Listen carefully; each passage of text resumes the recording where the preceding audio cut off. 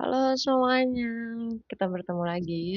Pada kesempatan kali ini, saya mau mempresentasikan sedikit tentang materi yang baru saja saya pelajari di mata kuliah AI, yaitu Backpropagation Neural Network atau disingkat BPNN. Tapi sebelumnya, perkenalkan terlebih dahulu nama saya Siti Nur Aisyah, mahasiswi STIMIK Banjarbaru jurusan Teknik Informatika. Pada kesempatan kali ini, selain menjelaskan tentang BPNN, nanti kita juga akan ada sedikit membahas mengenai studi kasusnya. Jadi, BPNN atau Backpropagation Neural Network ini termasuk supervised learning, yang artinya datasetnya mempunyai label. Lalu digunakan untuk perseptron banyak lapisan, mempunyai lebih dari satu layer, yang mana per satu layernya itu terdiri dari lebih dari beberapa mirror. Terus BPNN ini juga terdiri dari dua tahap forward pass dan backward pass. Nah, kalau untuk yang forward pass itu untuk menghitung output, sementara backward pass itu mengoreksi bobot. Dan juga BPNN ini menggunakan error output untuk mengubah nilai-nilai bobot dalam arah mundur atau backward, berbeda dengan perseptron yang tidak punya tahapan ini. Nah, untuk fungsi aktivasinya yang digunakan yaitu fungsi aktivasi sigmoid, yang mana rumusnya ada seperti ini, fx sama dengan 1/1 ditambah e pangkat min x. Itu nanti akan kita coba di studi kasusnya ya. Untuk cara kerjanya BPNN, di sini ada yang pertama yaitu forward pass, yaitu input masuk ke network, lalu diproses layer demi layer, dan keluar output seprediksi. Yang selanjutnya yaitu kita menghitung errornya dengan membandingkan hasil prediksi dengan target. Selanjutnya ada backward pass, yaitu kita mencari tahu node mana yang salah serta bobot mana yang harus diperbaiki. Selanjutnya kita update weights-nya. Semua bobot diperbaiki sedikit demi sedikit. Lalu kita ulangi epochnya sampai target error tercapai. Jadi misal ada dua data, nanti kita akan menghitung epoch 1 pada data 1. Lalu jika masih diperlukan, kita akan menghitung lagi epoch 1 pada data 2. Lalu epoch 2 pada data 1 dan juga epoch 2 pada data 2. Tergantung banyaknya jumlah data dan epoch ini bisa sampai 1000 kali bahkan sampai targetnya tercapai. Nah, ini kita langsung masuk ke studi kasusnya ya, teman-teman. Yaitu melatih jaringan saraf dengan metode backpropagation untuk melakukan pembelajaran terhadap fungsi XOR dengan input biner dan targetnya biner. Jadi di sini kita punya dua data, input 1 sama input 2 sama targetnya. Yang pertama ada 0, 0, 0, terus 0, 1, 1, lalu 1, 0, 0, maaf, 1, 0, 1, lalu 1, 1, 0. Nah, yang pertama kita lakukan yaitu ada setting atribut. Kita menghitung ada jumlah neuron yang kita pakai. Tadi ada dua, karena di sini ada input 1 dan ada input 2. Jumlah neuron pada hidden layer itu terserah. Jadi kalau misal kita mau nulis 5 boleh, 6 boleh gitu. 4 boleh. Dan di sini jumlah neuron pada output layer itu 1. Lalu di sini metode rate-nya atau A-nya itu 1. Nah, lagi-lagi ini terserah ya teman-teman. Di sini boleh saja berapapun angkanya, tapi 0 sampai 1. Misalnya kayak 0,01, 0,0123 atau berapapun itu tuh terserah kita, terserah si penguji. Ada maksimum epochnya seperti yang saya sebutkan tadi. Epochnya bisa berkali-kali bahkan bisa sampai 1000. Jadi itu terserah lebih ke kemungkinannya berapa kali ya gitu. Kita tulis di situ. Terus untuk target errornya ini juga terserah. Karena kita mau hasilnya tuh bener-bener bagus, bener-bener minim error, jadi kita, mentargetkan itu 0,01. Lalu untuk nilai E, di sini itu sudah ada standarnya, sudah ada, mmm, rumusnya tersendiri. Untuk E itu adalah 2,71828,183. Nah, selanjutnya kita perlu menghitung awal bobotnya, yaitu acak. Nah, di sini saya kembali kasih keterangan, semua dilakukan oleh si pengeksperimen, yaitu misalnya di sini adalah saya, jadi itu terserah saya, tapi rentangnya itu lebih ke 0 sampai ke 1. Nah, contoh ada V11, V21, ada V12, V22, V13, V23. Nah, ini kenapa di sini ada V11 dan V21 karena ada dua inputan yang seperti tadi kita sebutkan di sini ada X1 sama ada X2. Makanya di sini ada V1 sama V2. Lalu kenapa di sini ada 4, 1, 2, 3, 4? Karena kita tadi nulis ada 4 hidden layer di sini teman-teman. Nah, ada 4 hidden layer jadi kita ada 1, 2, 3, 4. Jadi kalau misalnya ada 5 nanti nambah lagi 5 di sebelah sini gitu. Untuk bobot awal bias yang ke hidden. VO1 atau V01 0,7496.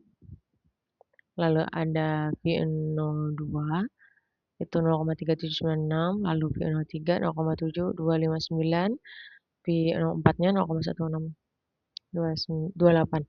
Bobot awal hidden ke output. Lagi-lagi teman-teman, semua ini itu terserah si pengeksperimen. Yang penting angkanya di rentang 0 sampai 1. Jadi ini semuanya terserah teman-teman kalau misalnya nanti ada dapat tugas yang seperti ini atau untuk soal latihan. Selanjutnya kita menghitung untuk epoch 1 data 1. Kebetulan untuk kali ini BPNN ini cukup panjang cara perhitungannya, jadi kita perlu pelan-pelan dan mungkin agak berulang juga untuk rumus yang kita bacakan sekarang nanti bisa baru angkanya terpakai untuk perhitungan yang masih nanti gitu. Jadi di sini kita tuliskan yang diketahui adalah ada A sama E. A sama E ini tidak berubah karena ini sudah ditetapkan oleh rumus oleh soal tadi. Nah, ini ada X1, 1, X12 sama targetnya. Ini untuk data 1. Kita menghitung epoch 1 data 1 terlebih dahulu ya teman-teman ya.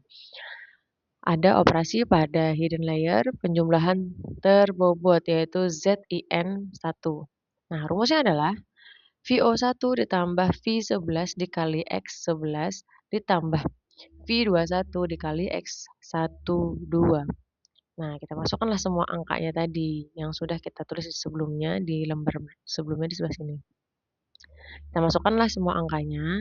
VO1 0,7496, di sini ada 0,9565 dikali 0, tambah 0,1962 kali 0, sehingga dapatlah hasil dari ZIN1 yaitu 0,7496.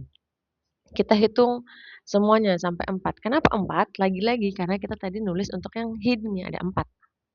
Kalau bisa 5 ya nanti sampai 5. Nah, rumusnya sama saja. Untuk yang ZIN2 itu VO2 yang kita pakai, sementara di sini V-nya V12 dan yang di sini V22. Kita dapatkan hasilnya adalah 0,3796. Untuk ZIN3 yaitu 0,7256, yang ZIN4 0,1628.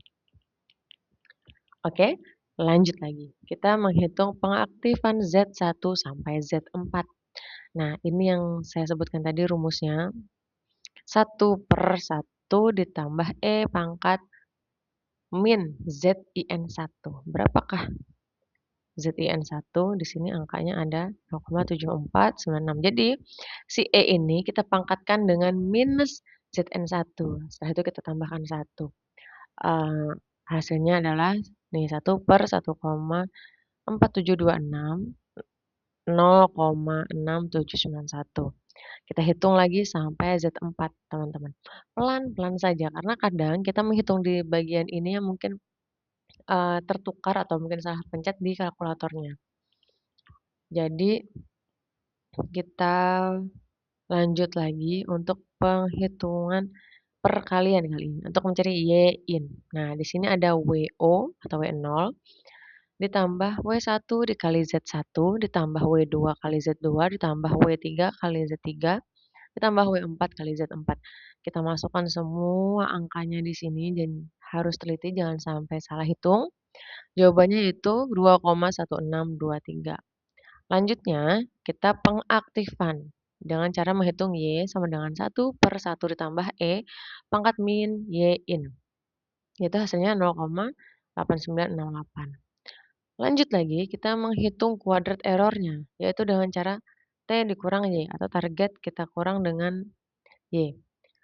Jawabannya adalah minus 0,8968. Lalu kita kuadratkan error tersebut, maka hasilnya adalah 0,8043. Dan masih lanjut lagi teman-teman, kita menghitung S. Di sini rumusnya adalah T1 dikurang Y dikali 1/1 ditambah E pangkat Y min Y-in dikali 1 dikurang 1/1 ditambah E pangkat min Y-in. Kita masukkan semua angkanya. Seperti sebelumnya juga di sini jangan sampai salah untuk perhitungan di kalkulator. Maka kita dapatkan untuk nilai S ini adalah minus 0,0830. Selanjutnya lagi, kita masih menghitung delta W. Untuk delta W1 ini rumusnya adalah A dikali S dikali Z1. Yaitu 1 dikali minus 0,0830 dikali 0,6791. Hasilnya adalah min 0,0564. Kita hitung semuanya sampai ke delta W4. Lalulah ada satu lagi yang perlu kita hitung yaitu delta W0. Rumusnya simple, hanya A dikali S yaitu 1 dikali min 0,0830. Setelah semuanya itu kita lanjut lagi teman-teman ke menghitung SIN. SN1, SN2, SN3, SN4 yaitu rumusnya S dikali W1 S kali W2, S kali W3, S kali W4. Kita hitung, maka dapatlah angka-angkanya seperti ini. Lalu kita perlu menghitung lagi S1, S2, S3, S4-nya. Rumusnya agak panjang, seperti yang sebelumnya tadi sudah kita pelajari juga. Untuk mencari S1 yaitu S IN1 dikali 1/1 ditambah E pangkat min Z1 dikali 1 dikurang 1/1 ditambah E pangkat min Z1. Nah, kita masukkan lagi angkanya sehingga kita dapatkan yaitu minus 0,0042. Kita sambung lagi sampai S2, S3, S4-nya. Setelah selesai, kita lanjut menghitung delta V1, delta V2, dan delta V0. Di sini rumusnya untuk delta V11 adalah A dikali S1 dikali X11. Maaf, X11 maksudnya. Kita masukkan angkanya lagi. Jadi kita dapatkan adalah delta V11 adalah 0, delta V12 adalah 0, delta V13 adalah 0, delta V14 juga 0. Lalu kita menghitung delta V2-nya, delta V21 0, delta V22 0, delta V23 0, delta V24 juga 0. Kita hitung lagi untuk delta V0. Dan V01, V02, V03, V04 kita masukkan rumusnya yaitu A dikali S1-nya. Dan di sini jawabannya semuanya minus. Karena apa? Karena perkalian dan untuk S-nya semuanya tadi hasilnya minus. Setelah itu kita lanjutkan lagi, kita menghitung bobot baru yaitu V1, V2 sama V0-nya. Nah, di sini kita tinggal jumlahkan saja teman-teman rumusnya. V11 sama dengan V11 ditambah delta V11. Begitu juga dengan V12, rumusnya yaitu V12 tambah delta V12. Untuk V13, rumusnya adalah V13 ditambah delta V13. Untuk V4, rumusnya adalah V14 ditambah delta V14. Nah, kita masukkan semua angkanya, kita dapatlah di sini untuk V21, V22, V23, V24-nya, angkanya sudah kita temukan. Maka selanjutnya kita mencari VO-nya, V0-nya. Jadi V01, V02, V03, V04 semua kita cari, kita masukkan lagi rumusnya, yaitu V01 ditambah dengan delta V0. Begitu juga 2, 3, 4-nya menyesuaikan. Lanjut ke W-nya, kita mencari bobotnya. W1 ditambah delta W1. W2, W2 tambah delta W2. Sampai dengan WO yang pada akhirnya kita hitung dia itu WO sama dengan delta WO sama dengan 0,8675. Jadi untuk hasil perhitungan bobot pada epoch 1 data 1 tadi, bobot input ke hidden-nya ada V satu-satunya adalah 0,9562, V12-nya 0,7762, V13-nya 0,1623. Di sini ada 0,2886, V21-nya 0,1962, V22-nya 0,6133, V23-nya ini 0,0311, V24-nya 0,9711. Lalu bobot ke bias ke hidden tadi untuk V0-nya. Lalu ada bobot hidden ke output, ada W-nya, ada W1, W2, W3, W4. Lalu bobot ke bias output yaitu W0 atau WO dengan nilai 0,8675. Dan ini adalah selesai untuk epoch 1 data 1. Jadi seperti yang saya sudah singgung sebelumnya, untuk perhitungan epoch ini kita akan berlanjut terus sampai targetnya tercapai. Jadi perhitungannya bisa sampai ke epoch 1 data 2, bisa epoch 2 data 1, epoch 2 data 2, dan seterusnya. Jadi yang perlu saya sampaikan lagi mungkin untuk teman-teman dan juga untuk saya sendiri, beberapa hal yang perlu kita perhatikan saat kita mengerjakan yaitu ketelitian teman-teman. Karena di sini angka kita yang banyak muncul yaitu koma-koma dengan 4 sampai 6 digit di belakang koma. Sehingga kadang membuat kita tuh kayak ada kemungkinan salah ketik atau mungkin salah hitung. Jadi kita emang harus fokus dan kita harus kembali melihat rumus di catatan yang sebelumnya. Karena kalau menurut saya pribadi, kita kalau untuk mengerjakan soal ini untuk langsung hafal itu kayaknya agak susah. Karena cukup susah tersebut, maka dari itu kita di sini diwajibkan untuk menjadi lebih teliti lagi. Baiklah, sekian sedikit penjelasan dari saya. Terima kasih. Sampai jumpa lagi di pelajaran-pelajaran selanjutnya. Lebih tepatnya kita belajar bareng lagi di next mata kuliah, di next materi. See you. Assalamualaikum warahmatullahi wabarakatuh.